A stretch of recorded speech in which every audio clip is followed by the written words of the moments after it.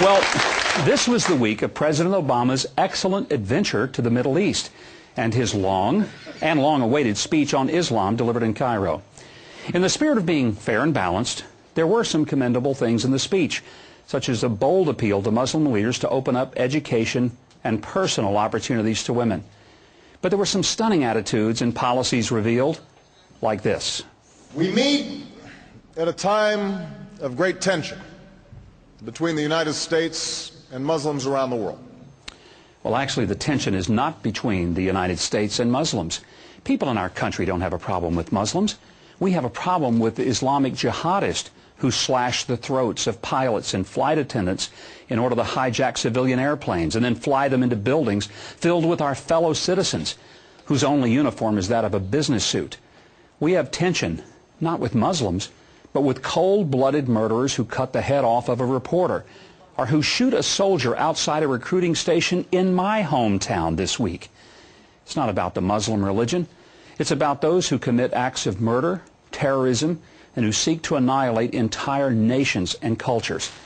And when President Obama essentially equated the displacement of Palestinians with the Holocaust, I was appalled. Even worse was the inferring that building Israeli settlements were the same as the actions of the Hamas-led Palestinian bombing of Israeli villages. Look, there's a big difference between building a pizza parlor and blowing it up when it's got children inside. Then there was this. I've come here to Cairo to seek a new beginning between the United States and Muslims around the world. With all due respect, we don't need a new beginning, as if Americans have done horrible things. Even as the President spoke, American soldiers were fighting and dying for Muslims and their freedom. No need to apologize.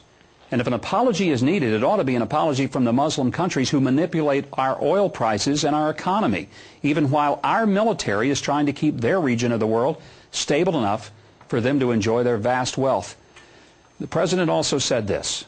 Given our interdependence, any world order that elevates one nation or a group of people over another will inevitably fail.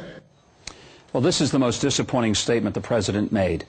Had this country not elevated itself above other countries and believed in the God-given right of each person to be elevated to equality with all others and be free, he wouldn't be president. This nation uniquely believes that we should never, never, never accept the least that we can be, but strive to be our best.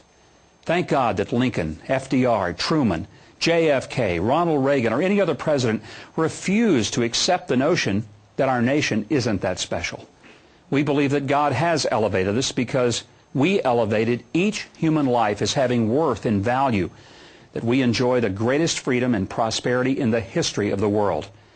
I've not forgotten where I came from, and I know that I'm one generation removed from a mother who grew up without electricity and living in dirt floors and outdoor toilets, and that I became the first male in my own family lineage to graduate from high school, much less get a college degree.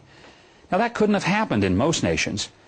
I'm glad we believe in elevating our nation and the people in it, and I don't apologize for America. I thank God for it every single day. Well, that's my view, and I welcome yours.